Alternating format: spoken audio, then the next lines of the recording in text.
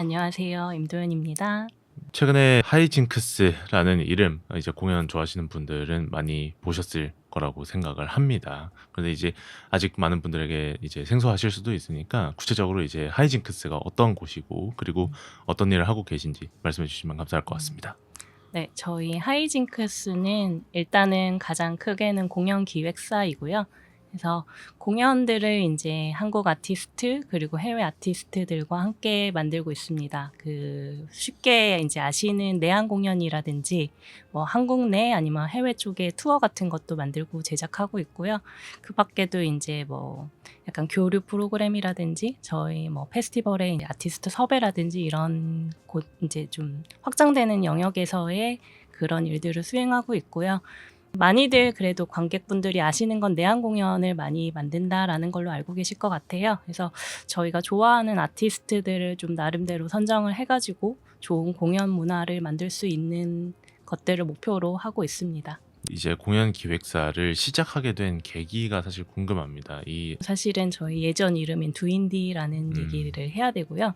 그 두인디 같은 경우는 사실 이제 정말 10년 정도가 된 곳이고 한국 인디 음악을 이제 국내와 해외 쪽으로 잘 알려보고 싶어가지고 그 최초로 국문이랑 영문으로 번역을 해가지고 콘텐츠를 만들었었어요. 그래서 한국에 있는 공연장, 한국에 있는 밴드, 한국에 있는 뭐 페스티벌이라든지 이런 관련 정보들을 다 영어랑 이제 한글로 번역을 해가지고 아카이빙을 해서 해외 쪽에 좀 소개를 했고요. 국내도 마찬가지로.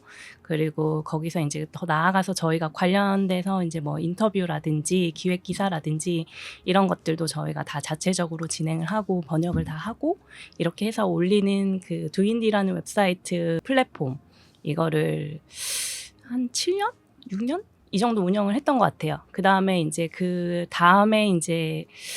여러 가지 의미로서 이제 두인디에서 하이징크스라는 이름으로 변모를 한 거죠. 네. 그 다음에 조금 더 본격적으로 공연 제작에 조금 더 초점을 맞춘 회사로 약간 좀 더 거듭나게 됐던 것 같아요.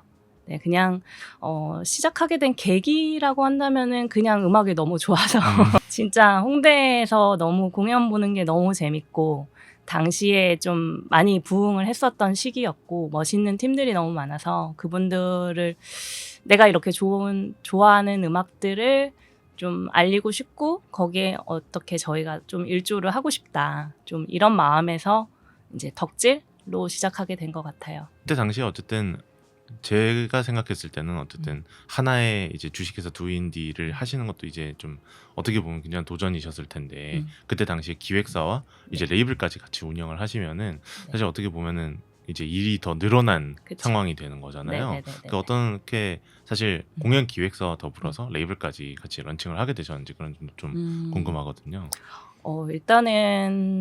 일단은 두인디에서 하이징크스로 넘어갔을 때는 저희한테 이제는 좀 더 우리가 잘 하게 됐다? 약간 이런 인식이 있었던 것 같고, 그리고 조금 더 본격적으로 판을 벌려볼 수 있는 어떤 네트워크나 이런 그래도 약간의 노하우가 생겼다라고 판단했을 때가 한 2017년 그때쯤이어서 그때 이제 주식회사로 원래 그전엔 개인 사업자로 하다가 주식회사를 열었고요.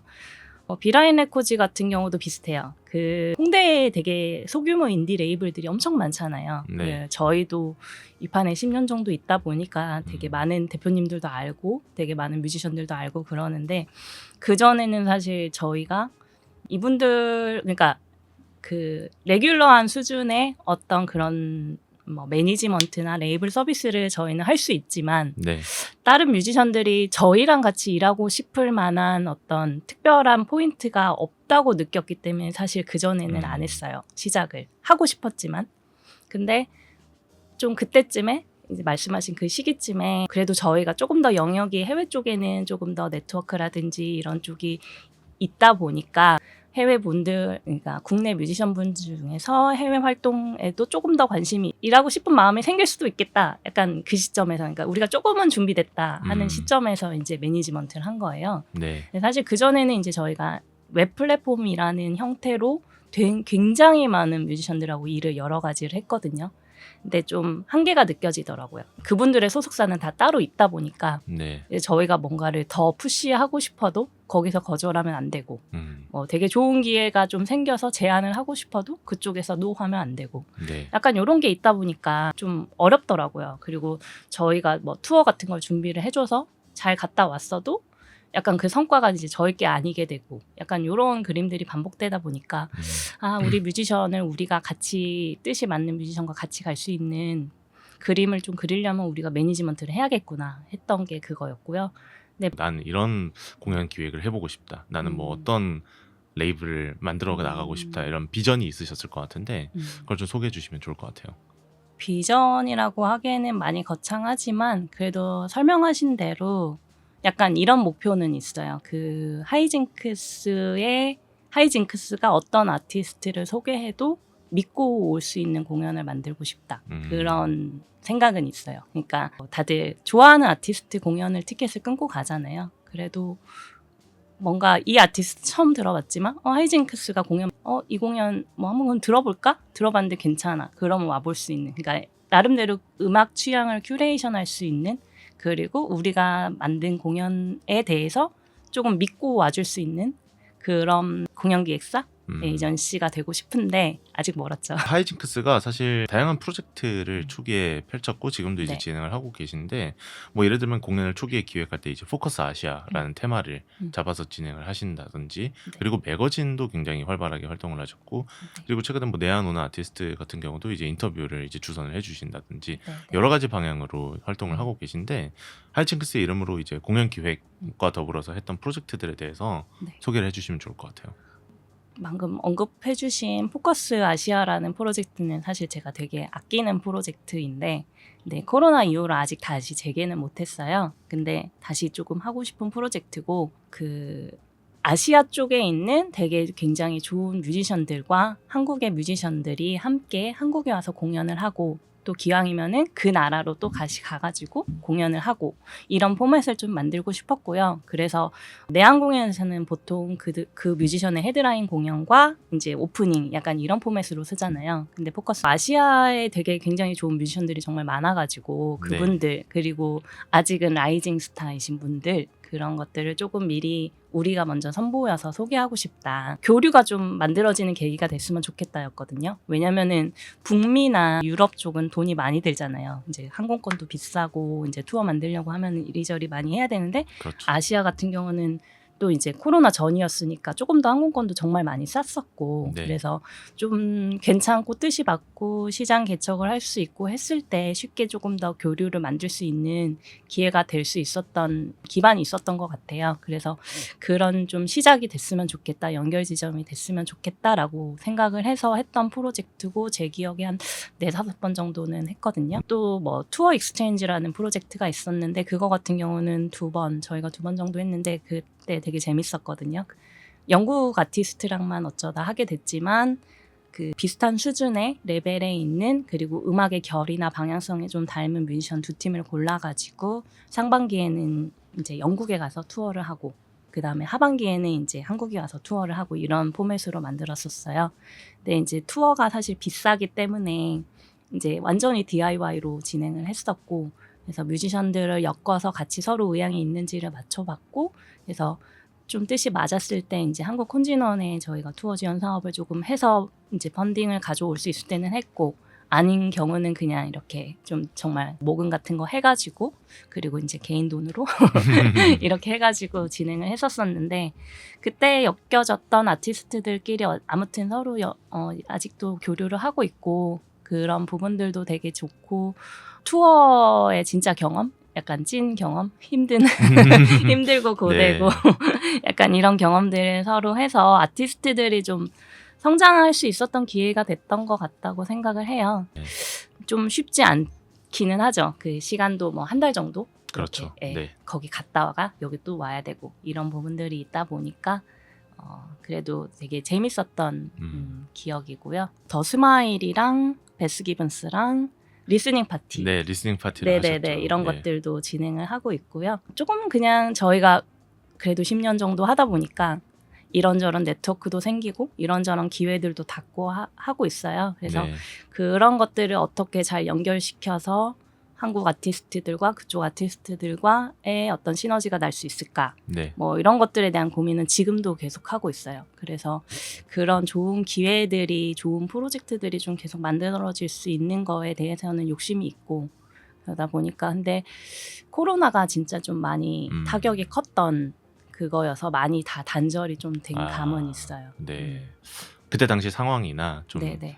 어떤 마음가짐으로 잘 버티셨는지 이런 것도 좀 궁금하긴 합니다. 다 비슷할 것 같은데 그때를 어떻게 버텼는지는 기억이 안 나고 다들 비슷해요. 그 에스토니아에서 열리는 이제 페스티벌 탈린 뮤직 위크라는 페스티벌에 초청을 받아 갔었는데 그때 쇼케이스 페스티벌이에요. 그래서 굉장히 많은 음악 관계자들이 다 모이는 자리고 이제 저희도 그런 자리를 좀 가다 보니까 이제 아는 지인도 많고 하는데 거의 만남의 광장, 만남의 자리. 그러니까 모두 다 동일하게 하는 말이 코로나 이후로 음악에 대한 이런 행사가 처음이다. 코로나 이후로 비행기를 다 처음 타본다. 뭐 약간 이런 자리였어요. 그래서 다들 뭐 살아 있었구나, 아직 버티고 있구나, 막 이런 얘기를 나누던 자리였는데 다 비슷하더라고요. 다들 그냥 정말 절멸의 상황이었고 이걸 어떻게 해야 될지 다들 모르고 이걸 어떻게 그리고 이게 어떻게 끝날지도 모르겠고 그다음에 그 회복기가 어떻게 될지도 아무도 감을 못 잡는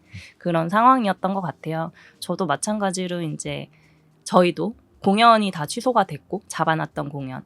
네, 말씀하신 대로 저희가 2019년에 마지막으로 오로라 네. 공연을 매진을 하고 나서 제가 굉장히 자신감이 하늘을 찌르던 시기였어요. 아, 이제 조금 더 재밌는 걸 할 수 있겠다. 네. 2020년에 진짜 재밌는 공연을 많이 할 수 있겠다 하고 너무 기대하고 있던 상황에 그런 걸 맞이하니까 너무 참담하고 좀 우울하기도 하고 힘들었죠. 네. 그냥 이제 다른 일을 하면서 이제 좀 생계는 이제 유지하면서 공연이 언제 시작될지를 모르니까 이게 거의 4년을 갔잖아요. 네, 그래서 그렇죠.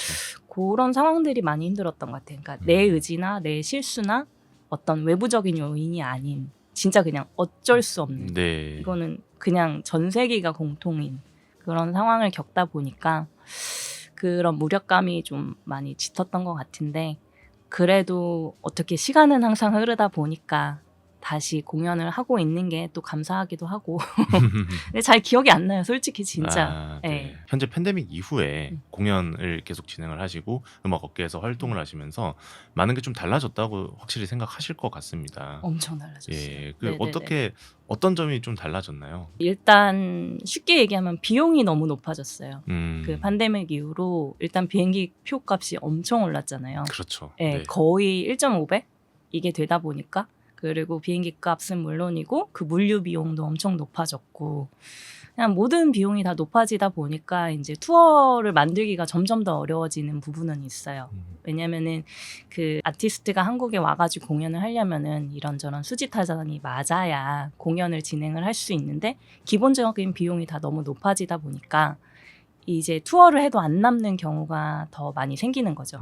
그래서 사실 오늘 계시니까 이제 말씀을 드리는 건데 캐롤라인 플라치의 얘기 좀 많이 하시잖아요. SNS에서 종종 하시잖아요. 네, 보러 갔다 왔죠. 네.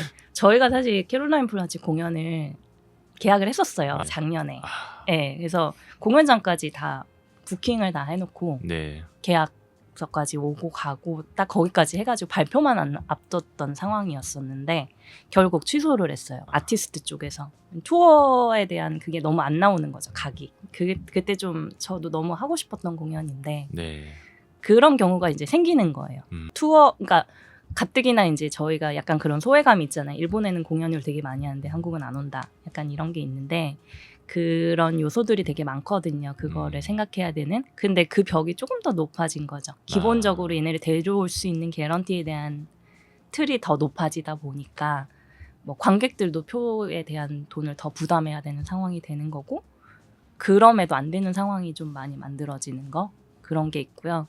그리고 판도가 너무 달라졌어요. 관객분들의 티켓 구매하는 판도가 진짜 많이 달라졌어요.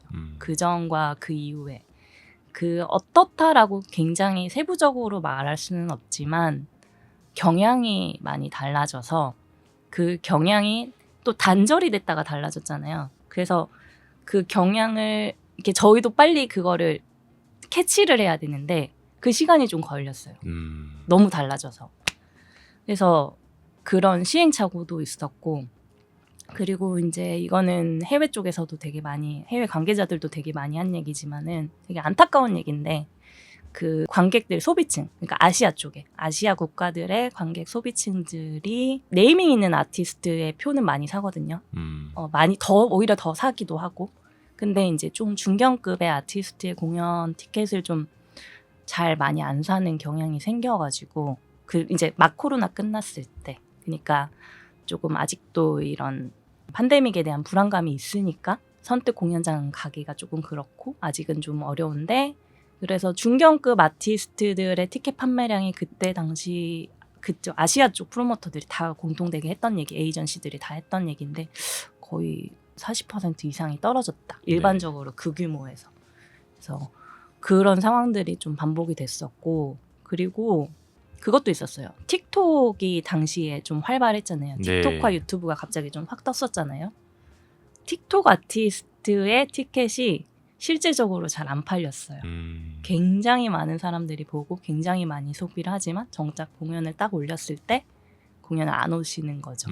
그런 경향도 좀 있었어요. 그래서 약간 좀 음악계에서는 요즘 좀 틱톡 아티스트들의 공연을, 틱톡에서 유명해진 아티스트들의 공연을 선뜻 하지 못하는 좀, 상황이. 네네. 왜냐하면 계속 그런 좀 상황이 티켓, 안 좋은 티켓 판매에 대한 그런 케이스가 생기다 보니까 이제 그거를 캐치하는데 좀 저희도 많이 걸렸던 것 같아요.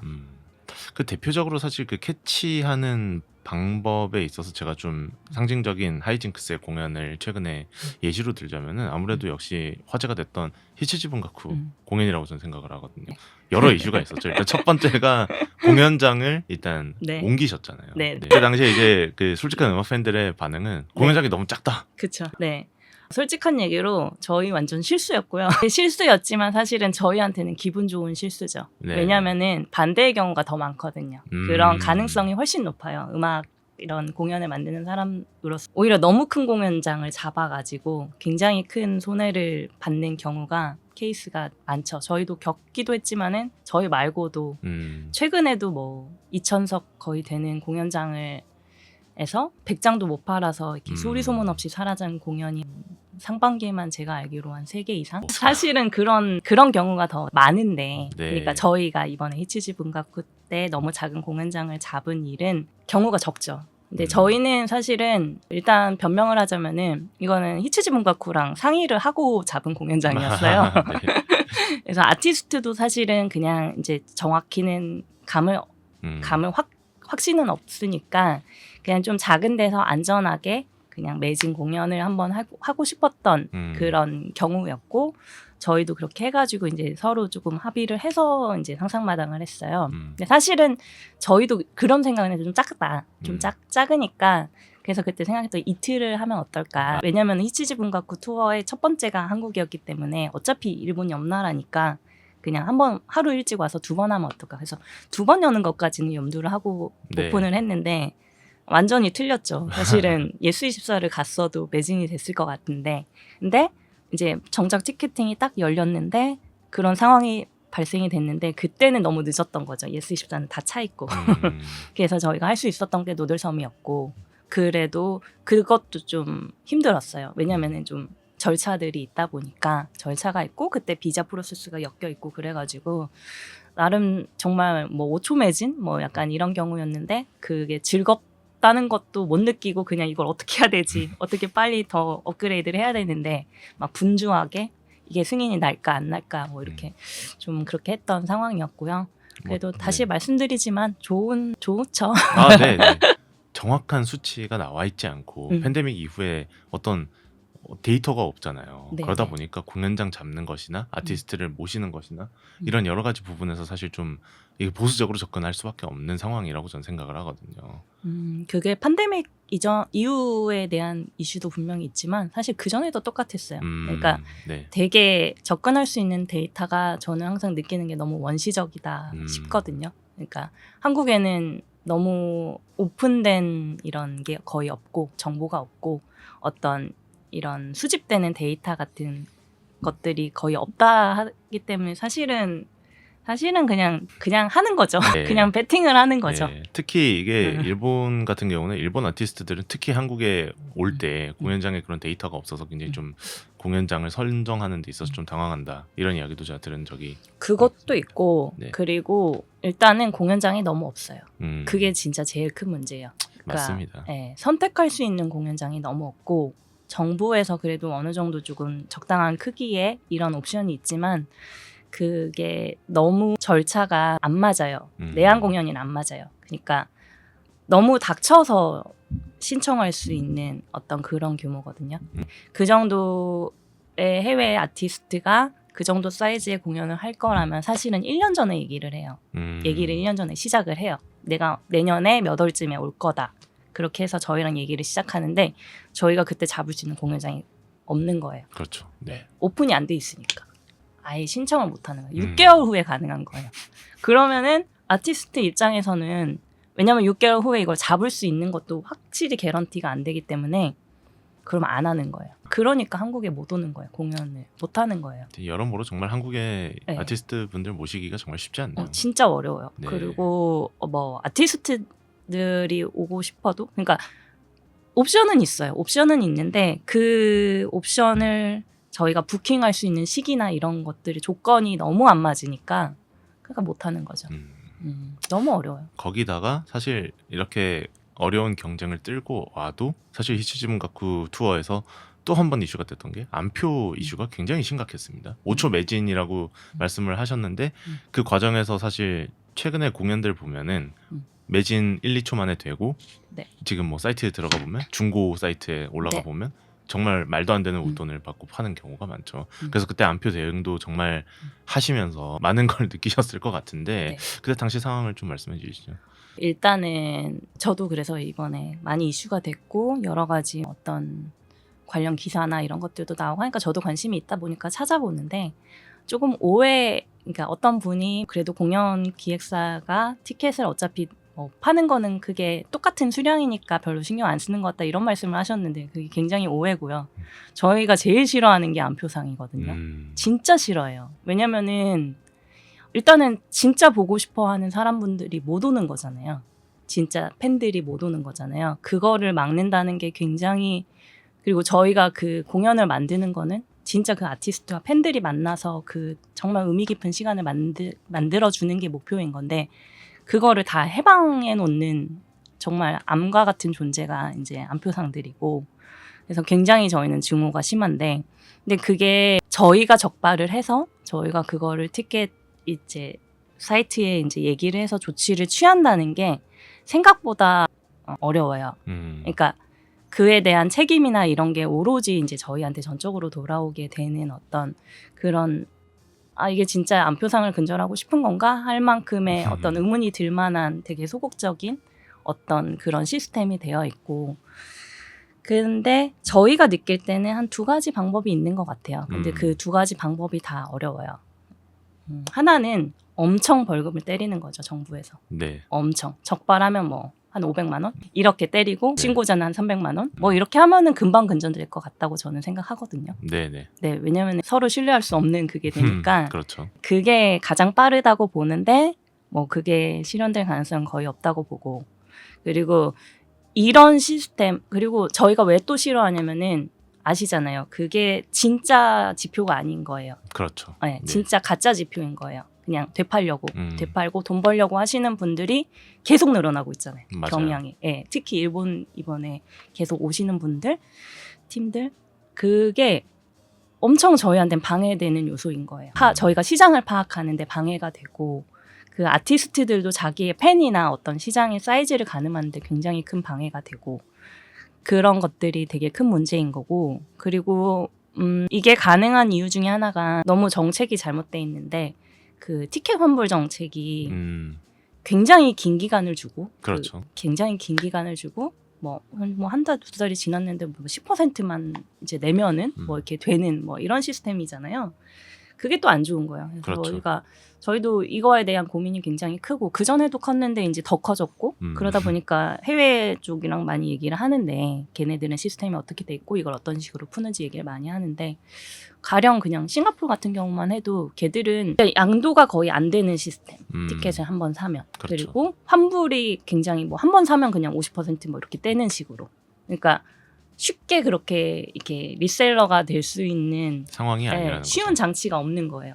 근데 사실은 그렇게 만들어야 되는 거거든요. 네. 근데 그게 좀 안 되고 있어요. 가상화폐. 네, 네. 그거가 방법인데 그렇게 푸는 게 방법 이제 전자 티켓 이게 방법 중에 하나인데 이것도 어려운 게 이제 공연장에 묶여 있는 그 티켓 판매 플랫폼이 엮여 있는 경우가 지금은 되게 많아요. 그렇죠. 그래서 이 공연장에서 공연을 하면은 50%는 여기서 팔아야 돼. 맞습니다. 이런 게 엮여 있다 보니까 저희 입장에서는 또 그걸 함부로 개혁한다고 그런 플랫폼을 시도하기가 또 어려운 게 있어요. 히츠지 문가쿠 같은 경우는 또 저희한테는 처음 일본 아티스트랑 공연하는 첫 공연이었기 때문에 이제 여러 가지 경험을 했는데 이제 그런 경험도 있었죠. 네. 하지만 뭐 어쨌든 공연 자체는 정말 성공적으로 잘 마무리가 됐고 네.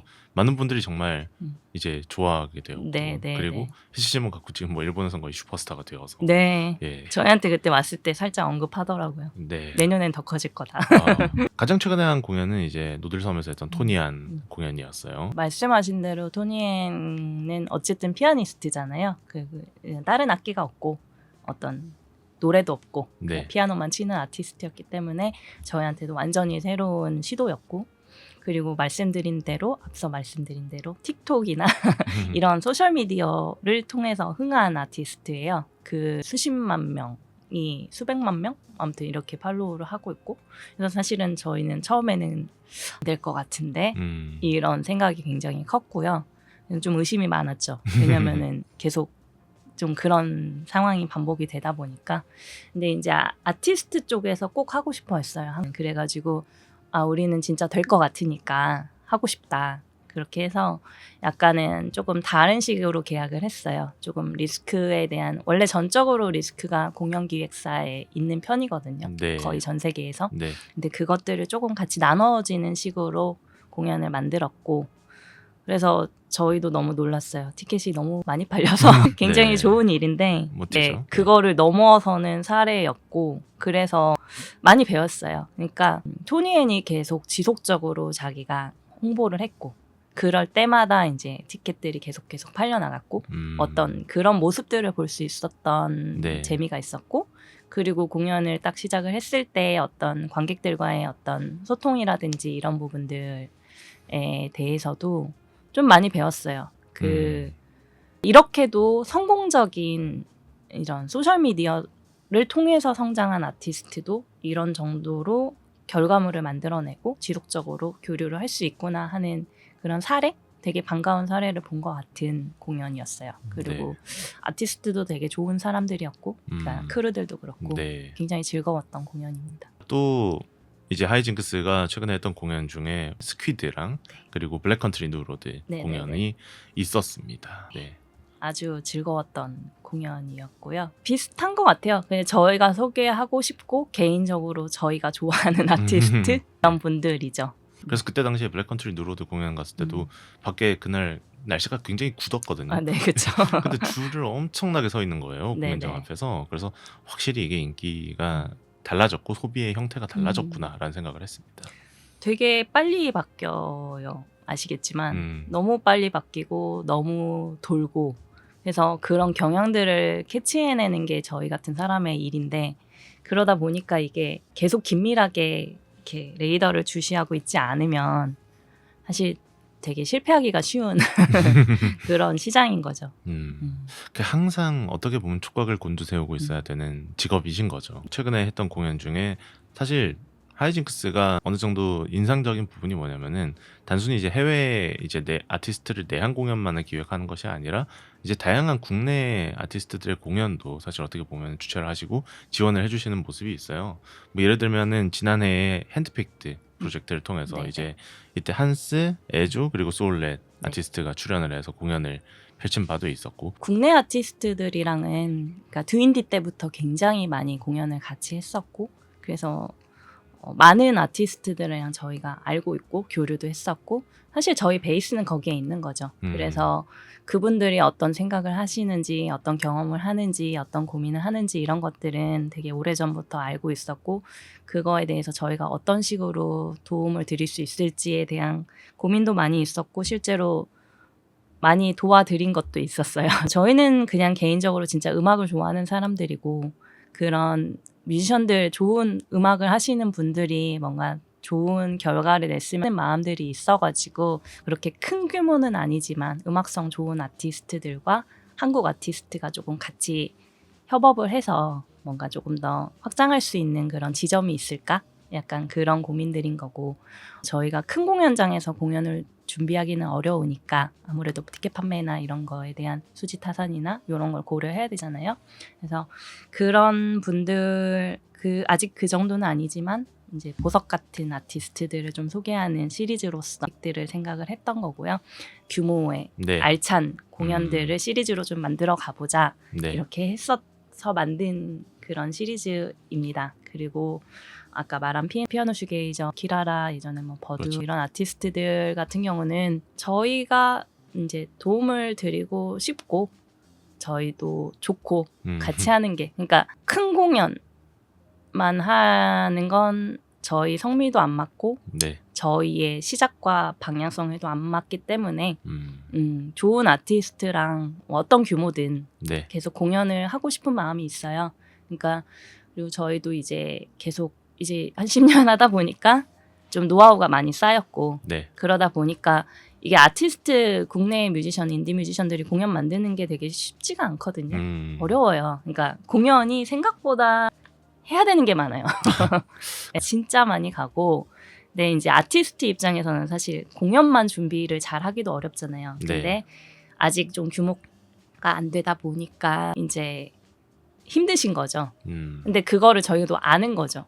다 겪어온 일들이다 보니까. 네. 네, 그래서 조금 이제 알고 지내시던 분들이 뭐 이런 공연을 하고 싶은데 조금 힘들기도 하고 같이 우리랑 하고 싶다 이렇게 했을 때 그냥 돈이 안 맞아도 뜻이 맞으면은 좀 지원을 하고 있는 거죠. 네. 그래서 계속 하고 싶어요.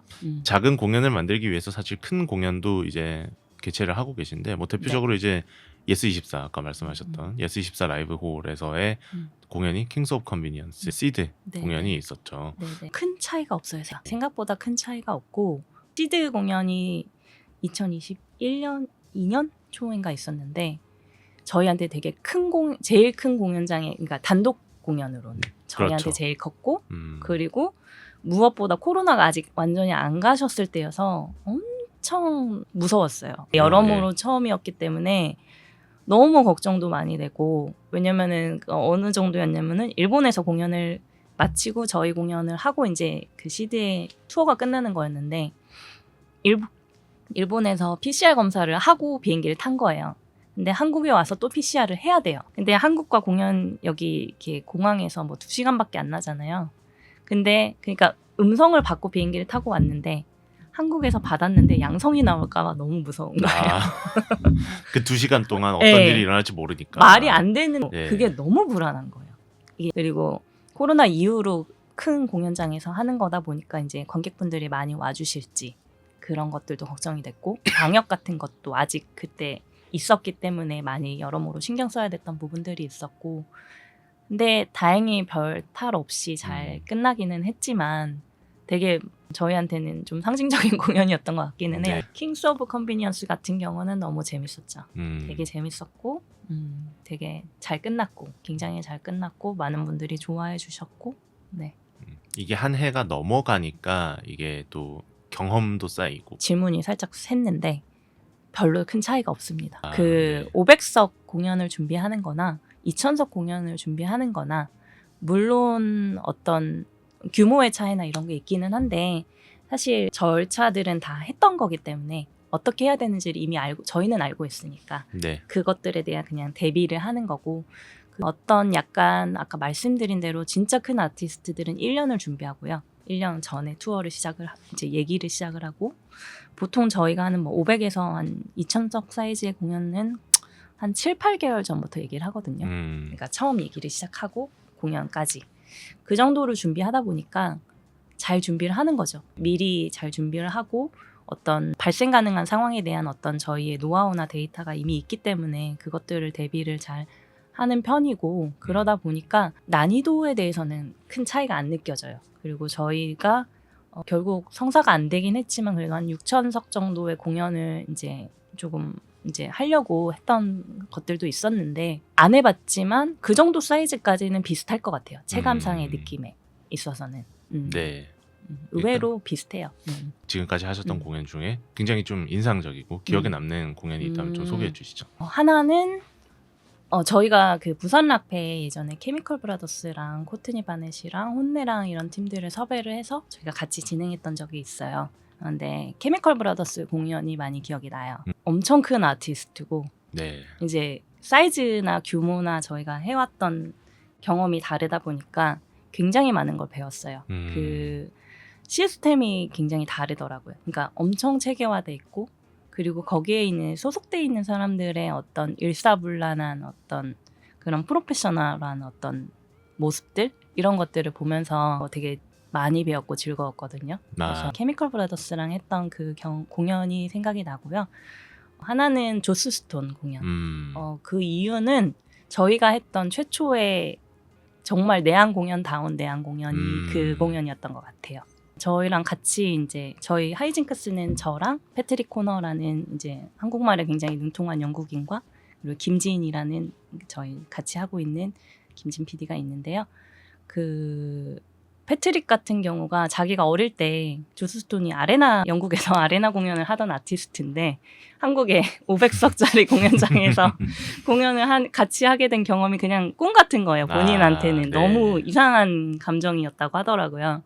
저한테도 뭐 조스스톤은 되게 좋은 아티스트니까 그런 아티스트가 저희랑 같이 하는 그런 경험도 새로웠고, 그리고 말씀드린 대로 거의 첫 번째 내한 공연, 그 전에도 많은 해외 아티스트랑 공연을 했지만 좀 작은 규모의 있죠. FF나 프리버드나 옛날에 뭐 바다비나 뭐 이런 규모로 같이 으쌰으쌰 했던 그런 공연을 넘어서 이제 정말 좀 진짜 프로의 영역으로 갔던 공연이 그거였던 것 같아서 말씀을 드리고 싶습니다. 공연을 만드는 일은 어떤 일일까요? 되게 좀 재미있는 것 같은 게 두 부분을 생각을 해야 되는 거. 하나는 아티스트, 하나는 관객. 이 비중이 굉장히 동일하게 묵직한 거거든요. 그래서 아티스트가 공연을 하러 왔을 때 남들이 생각할 때 투어링 하는 게 되게 놀러 다니는 것처럼 생각할 수도 있지만은 사실은 아니거든요. 굉장히 자기들의 음악 커리어에 있어서 굉장히 역사적인 사건이기도 하고, 그리고 자기의 존재하는 어떤 전 세계에 있는 어떤 한 곳에 자기의 팬들과 함께 만나는 어떤 그런 순간이잖아요. 굉장히 의미 깊은 순간이란 말이에요. 그래서 아티스트들이, 거의 모든 아티스트들이 그 순간을 굉장히 고대하고 있고, 그리고 그 순간이 굉장히 중요하고 팬들이 기대하는 것만큼이나 그들도 굉장히 그들을 만나고 싶어 하거든요. 그래서 그 순간을 제일 빛나게 만들고 싶다. 이 사람들이 여기 와서 정말 만족스러운 공연을 하게 하는 거, 이게 되게 중요한 거고, 그리고 관객들이 또 중요한 거죠. 저희한테는 이제 티켓을 사주시는 분들이잖아요. 저희가 어쨌든 계속 유지하면서 다음 공연을 만들 수 있는 동력이 돼주는 건데, 그분들이 또 좋은 공연을 보고 좋은 기억을 갖고 가셔야 이제 또 그게 의미가 있는 거다 보니까 그 둘이 굉장히 중요해요. 그러니까 어느 하나만 중요한 게 아니라 그 둘을 많이 신경을 써야 되고, 그 신경을 쓰고 그 공연을 준비하는 과정이 굉장히 길어요. 그러다 보니까 이게 그냥 내가 한번 해보고 싶어라고 들어와서 하기에는 좀 어려운 곳인 것 같아요. 그런 부분들이 있어서 그런 부분들을 실수하지 하나라도 좀 안 놓치려고 하고 있고, 그 두 분들이 다 만족할 수 있는 공연을 수행하는 게 내 역할이다. 하이징크스의 역할이다. 이런 어떤 의식을 갖고 있기 때문에 열심히 하고 있습니다. 아까 앞에도 얘기한 것한 대로 저희는 레코드 이제 레이블도 하고 있는데, 저희 제키라는 아티스트랑 은도이라는 아티스트가 올해 하반기에 정규 앨범이 나와요. 그래서 그 음악 자체도 너무 잘 만들어졌고, 이제 앞으로 더 잘 하려고 하는 아티스트들이니까 그 두 분의 음악도 많이 잘 들어주셨으면 좋겠고요. 오모이노타케 공연은 매진이 됐는데 지금 앞으로 발표가 곧 이어질 공연이 한 4개 정도가 더 있어요. 그래서 이제 순차적으로 발표를 할 거니까 하이징크스 인스타그램 많이 팔로우 해주시고 관심을 가져주시면 좋겠고, 그리고 그 밖에 지금 저희가 공들여서 지금 만들어 보려고 하는 공연들, 그러니까 아직 성사는 안 됐지만 과정에 논의 중인 아티스트들 이제 내년까지 그런 팀들도 좀 있어요. 네, 저희가 잘 돼서 그분들 공연을 할 수 있으면은 그 공연들도 이제 곧 소개드릴 수 있으니까 그것도 마주해 주시면 좋겠고, 처음부터 완전히 이제 DIY로 인디씬에서부터 시작을 하다 보니까 그런 관계들을 좀 많이 그 시간 동안 많이 만들어낸 것 같아요. 그래서 단순히 그냥 쉽게 말해서 그냥 티켓 많이 팔 수 있는 공연을 만드는 그 정도의 위치는 아니고, 저희가 관심이 있는, 저희가 매니지먼트를 하고 있는 아티스트들도 있고